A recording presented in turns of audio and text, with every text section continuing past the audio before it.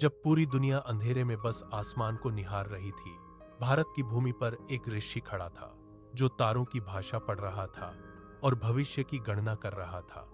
उस समय के लोगों को आकाश बस एक रहस्य लगता था, लेकिन इस ऋषि को यह एक खुली किताब नजर आ रही थी। उज्जैन की एक शांत रात में हवा में ठंडक घुली हुई थी। युवा ऋषि वराहमिहिर खुले मैदान में बैठ गए।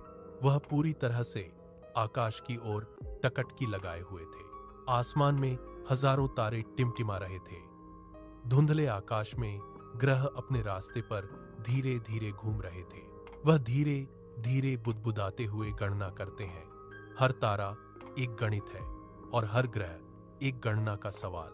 वह अपनी आंखों से हर तारे की स्थिति को नोट करते हैं, हर ग्रह की गति को गिनते हैं। इस शांत रात में बिना किसी आधुनिक उपकरण के एक क्रांतिकारी खोज का सिलसिला शुरू हो चुका था। उन्होंने सबसे पहले सूर्य और ग्रहों की गति को समझने के लिए गणना शुरू की। वह दिन रात जागकर हर पल नोट करते रहे। उन्होंने दिन और रात की लंबाई को बार बार नापा। हर मौसम में अलग अलग पैमाने से मापने के बाद उन्होंने एक सरल फॉर्मूला तैयार किया। दिन की लंबाई 12, मौसम के अनुसार बदलाव। वह हंसकर कहते हैं, सूर्य कभी स्थिर नहीं रहता, उसकी चाल ही हमारे लिए समय बनाती है। इस गणना से उन्होंने ऋतुओं के आने जाने का सही समय निकाल लिया। यह जानकारी किसानों को खेती करने में और पंचांग बनाने में बहुत मददगार साबित हुई।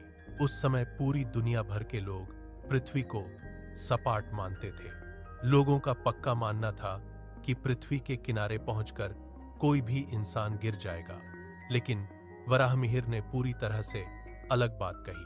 नहीं, पृथ्वी गोल है और यह अपने अक्ष पर घूमती है।